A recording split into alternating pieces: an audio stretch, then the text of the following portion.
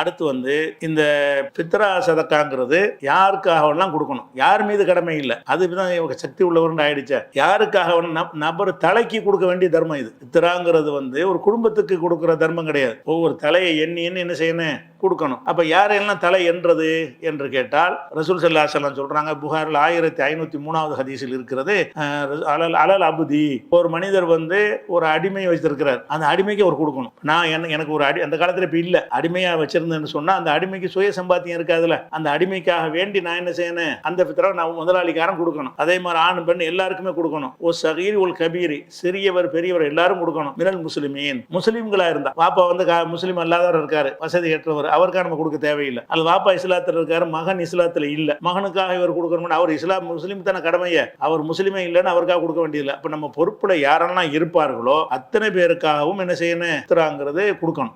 அந்த கொடுக்கறதுக்கு தலைவர் மீது தான் என்ன செய்யும், ஒவ்வொரு ஆளுக்கும் கடமையா இருந்தாலும் அவர் பொறுப்பில் உள்ளவர்களா இருந்தால் அந்த பொறுப்பேற்றுக் கொண்டவர்களுக்கு தான் கடமையாயிரும். மனைவிக்காக என்ன செய்வார், கணவர் கொடுப்பாரு. அதே மாதிரி ரெண்டு பிள்ளைகள் இருந்தால் அந்த பிள்ளைகளுக்கு அவர் தான் கொடுக்கணும். அப்போ ஒரு வீட்டில் 10 பேர் இருந்தாங்கன்னா ஒரு ஆளுக்கு இவ்வளவு உண்டு மார்க்கத்தில் அளவு பின்னாடி நம்ம சொல்லுவோம். அந்த அளவு பிரகாரம் என்ன செய்யணும்னு கேட்டால் அந்த 10 பேருக்கும் கொடுத்துடணும். 10 பேருக்காக, அது யாருக்காக கொடுக்கணுங்கிற விஷயம், யாருக்காகனா அடிமை உள்பட எல்லாரையும் லிஸ்ட்ல சேர்த்துடணும். குழந்தைகள், சிறியவர்கள், பெரியவர்கள், ஆண்கள், பெண்கள், எந்த ஒரு வேறுபாடும் இல்லாமல், அடிமைகள், அடிமை இல்லாதவர்கள், ஆண்கள், பெண்கள், ஒரு சகீரி ஒரு கபீரி, சிறியவர் பெரியவர்கள், மினல் முஸ்லிமீன, முஸ்லிம்களா இருக்கக்கூடிய, நம்ம குடும்பத்தில் முஸ்லிம்களா இருக்கக்கூடிய அத்தனை பேருக்காகவும் என்ன இருக்கிறது, இந்த பித்ராங்கிறது கடமை.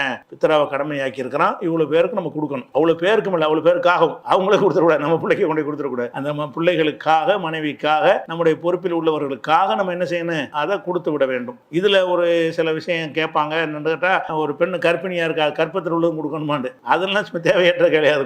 சிறுவரில் வராது, வெளி உலகத்துக்கு வந்தா தான். வெளியே ஒரு குழந்தை இருக்குமா, 2 குழந்தை இருக்கும், என்ன கணக்கு நமக்கு தெரியும், ஒன்றும் தெரியாது. வயிற்றுல இருக்கும்போது அக்கிகா கொடுப்பீங்களா, அக்கிகா ஆம்பு பிள்ளைக்கு பொம்பளைக்கு இருக்குது, வயிற்றுல இருக்குது, அக்கிகா கொடுப்போமா, கொடுக்க மாட்டோம். அக்கிகா எப்போ கொடுப்போம், பெத்தவனை தான். அதனால கருவறையில் உள்ளதெல்லாம் கணக்கு.